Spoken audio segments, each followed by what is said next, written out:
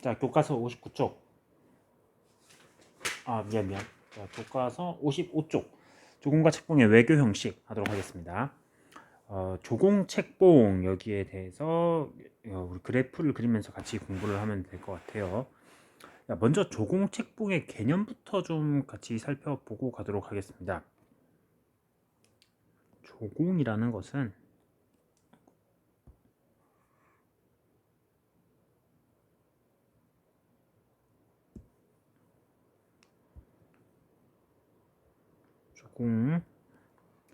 자, 책봉이 있는데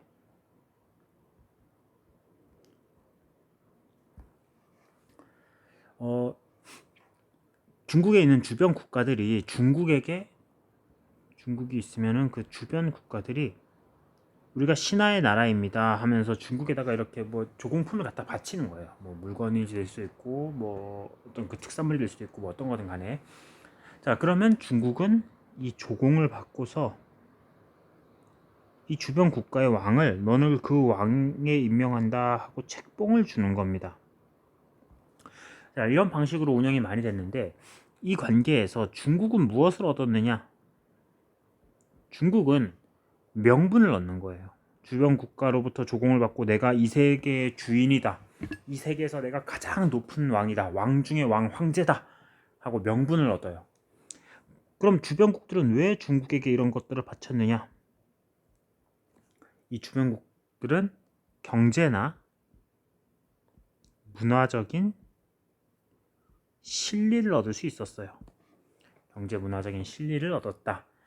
뭐 교류를 하고 그리고 문화적인 전파를 통해서 그렇기 때문에 이 실리 명분 관계이기 때문에 조공책봉은 항상 유지되는 게 아니라 필요에 따라서 형성이 되거나 또는 중단되기도 합니다. 그러니까 사실 뭐 실질적인 뭐 이런 간섭 이런 건 없었다는 거겠죠. 그래서 두 번째로 직접적인 지배와 실제 간섭은 존재하지 않았다. 이렇게 정리하면 되겠습니다. 자, 그럼 같이 그래프를 그리면서 내용을 좀 하나하나 보도록 하겠습니다. 색깔을 좀 바꿔서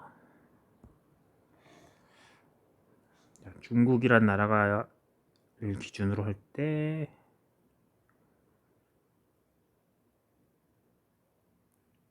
이렇게 그리겠습니다.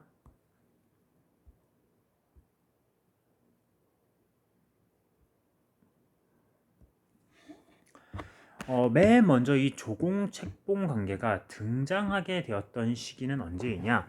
주나라란 나라가 있을 때였어요. 주나라에서는 조공, 책봉의 개념이 등장하였습니다. 주나라 왕과 그 주변의 제후들 간의 관계인데 주나라 왕이 주변 제후들을 책봉하고 이들은 조공을 바쳤다. 자, 앞에서 했습니다. 주나라 왕의 제후들 어떤 사람들이었다? 중국 내의 그 왕의 친척들, 왕의 혈족들이었죠. 그러니까 혈연에 기반한 봉건제 뭐 이렇게 얘기를 했었죠. 즉 주변 국가들이 아니라 주나라 내부에서 이루어진 게 처음에 조공책봉 개념입니다. 주변 국가까지 상관이 없었어요. 자, 그리고 이 조공책봉이 뭐 그렇게 주나라 내부에 있었던 거고 주변국으로 확산도 아직 못 됐습니다. 진나라 거쳐서 이 한 고조 때 이르러 가지고는 오히려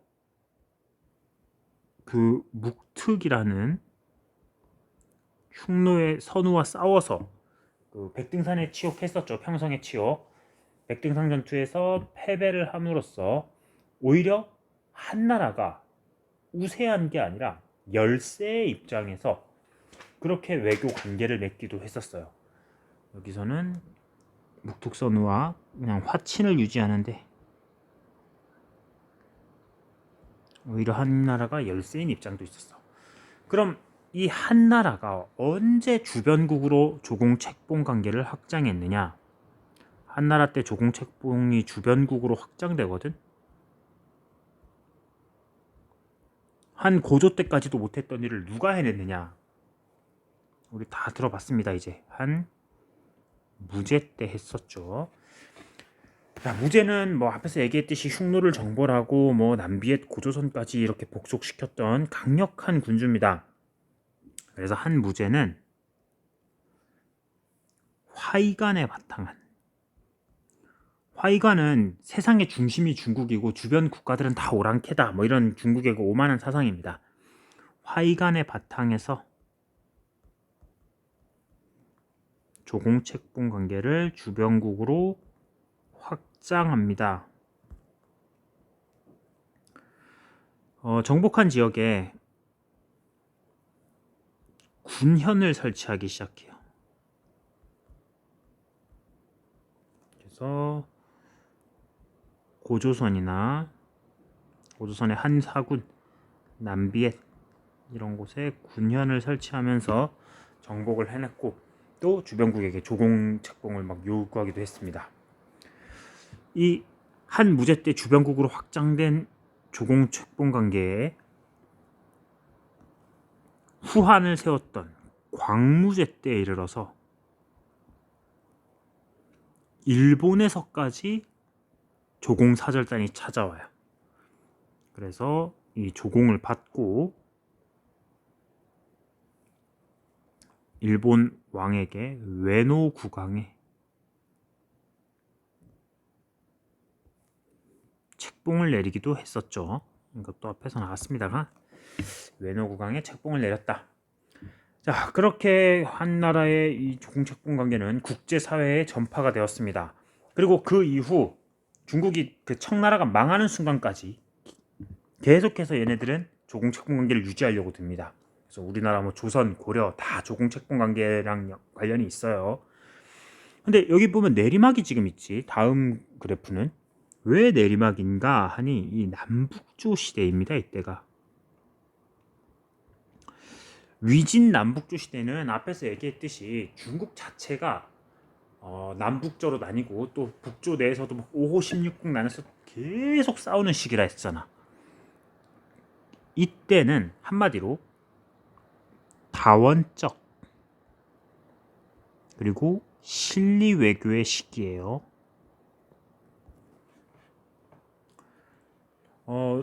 워낙 나라들이 많으니까 고구려, 백제, 신라, 우리나라에 있던 한반도의 국가들 또는 일본의 국가들이 뭐 서로 입맛에 따라서 그냥 실리적으로 외교를 맺기 시작해요. 자, 그 얘기를 좀 보면은 자, 이쪽에 쓸게요. 나중에 이 공간도 좀 쓸 게 있습니다. 그러니까 이 공간 좀 띄워놓어서 쓰세요. 한반도, 한국에서부터 얘기를 좀 해볼게요. 한반도에 이때 이 남북조 시대 때 고구려, 백제, 신라가 있었습니다. 고구려, 백제, 신라가 있는데 고구려는 남조, 북조와 동시에 저렇게 조공책봉을 맺었습니다.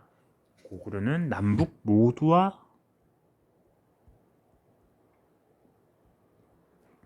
남북조와 동시에 조공책봉을 맺었어요.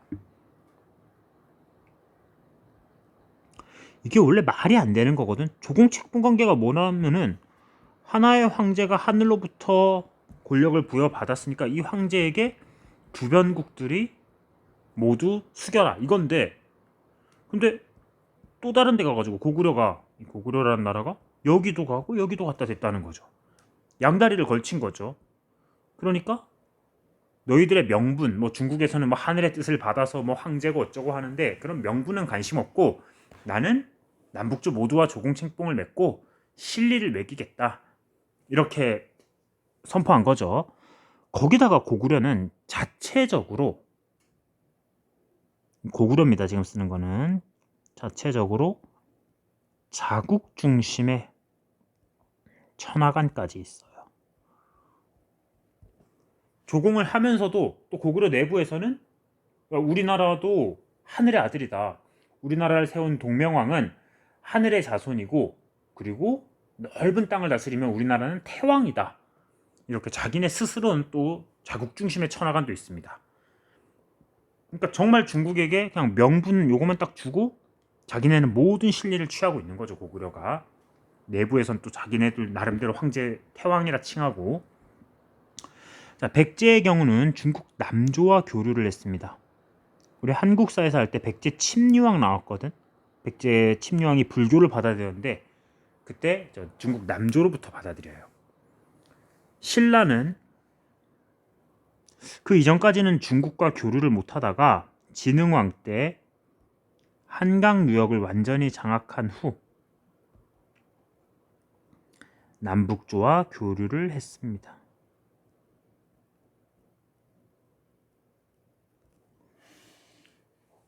일본의 경우 중국 남조와 책봉 관계를 맺었다.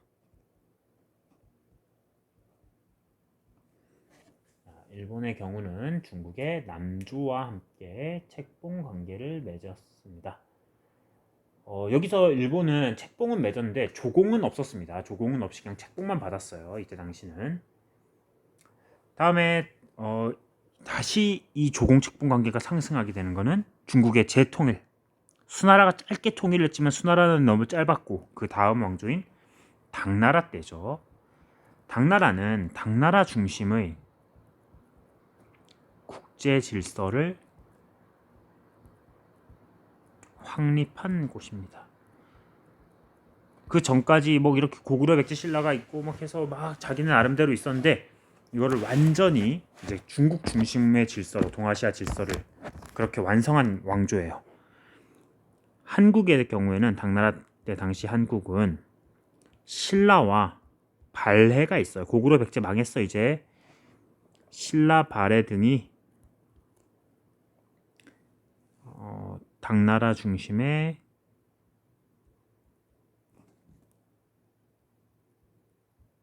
조공, 책봉, 수용. 당나라의 조공, 책봉 관계를 신라와 발해 등이 수용하였습니다. 하지만 근데 이거 언제든지 싸울 수도 있죠. 마찬가지예요. 뭐 무조건 당나라 중심이라 해서 무조건 수익인 건 아니야. 싸울 때도 있었어요. 뭐 나당 전쟁도 있긴 했습니다. 그렇지. 그래서 매소송 기불포전투 이런 거 했었죠. 받아들일 때는 받아들이되 마음에 안 들면 싸운다. 똑같습니다. 역시. 다음에 공간이 좀 없어가지고 이 내용 여기 이어서 씁니다. 지금부터 쓰는 내용은 자, 여기에 들어갈 내용이에요. 여기에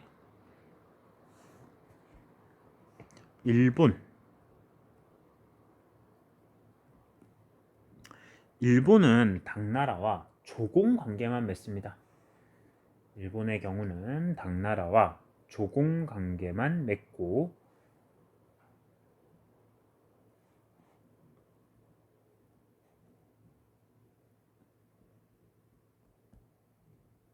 자기네 나라도 천황이라 이거죠. 조공 관계만 맺어 당의 문물을 수용하였다. 그러다가 이거 파견했던 사신단을 견당사라고 했는데 나중 돼가지고 당나라가 상태가 점점 안 좋아져요. 당나라가 힘이 약해지기 시작합니다. 자, 그렇게 되자 바로 견당사 파견을 중지하기에 이릅니다. 자, 이거 역시 매소성 기벌포랑 비슷하다고 생각하면 돼요. 신라의 경우는 당나라의 간섭이 있자 싸웠지. 여기는 뭐 잘해주는 척하다가 힘이 약해지니까 이제 너한테 배울 거 없어 하고서는 바로 사신 안 보내는 거죠. 자, 이게 일본과 한반도였고 나머지 국가들이 또 있어요. 돌궐, 위구르, 토번 같은 나라들이 있는데 당나라의 서쪽에 있던 나라들이에요. 이 나라들은 경제적 교류를 위한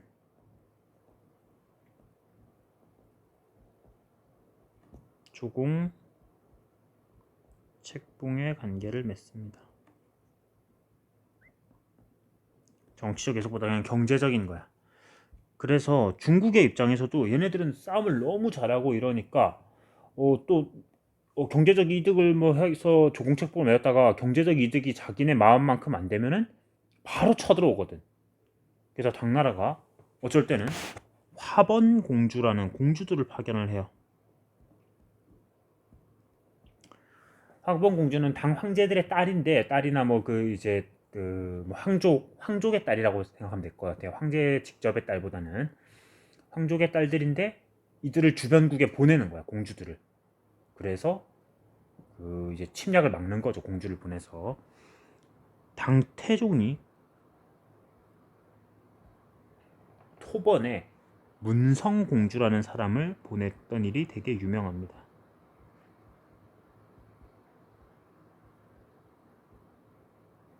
문성공주예요.